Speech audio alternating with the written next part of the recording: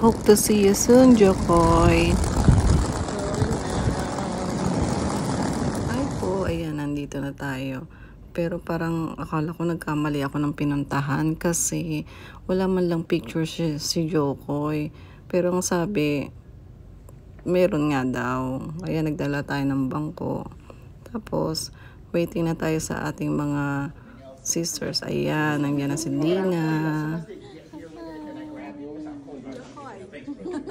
Nandito na rin si Melody and si Lilibet. Kasi mag-ano sila ng concert. Jokoy, andito kami! Tag mo na lang kami. Basta kami.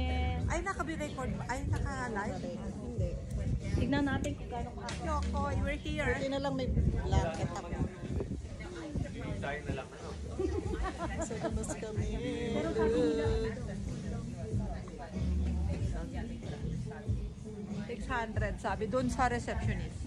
Yung 600 na. Pero yung 100, baka kuluro.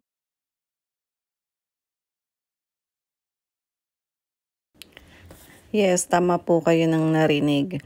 Kasi tinanong ko yung sa counter, ang sabi sa akin, 600 katao daw ang pupunta. Kaya imposible at malabo daw kaming makapasok. Kaya bakit daw kami sinabihan na pumila? Pero sabi naman ng isang staff, may chance daw kami na makapasok. Pero unahin daw muna nila yung may mga tickets. Special room. Na bad idea. Nakapasok sa loob, nandito pa rin kami. Got it.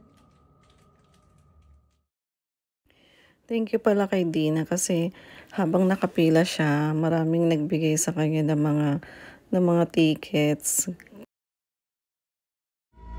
Dakota, are you ready?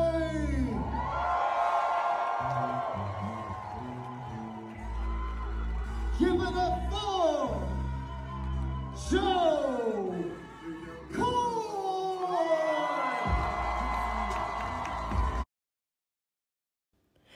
Okay, start na nating i-mute dito kasi alam nyo na hindi natin afford si Jokoy.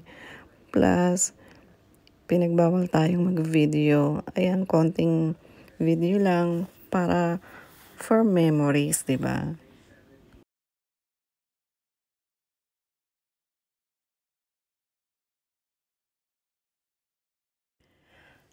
After the show, ayan, hinahanap namin si Jokoy. Kaya lang, ayan yung anak niya, nakita namin.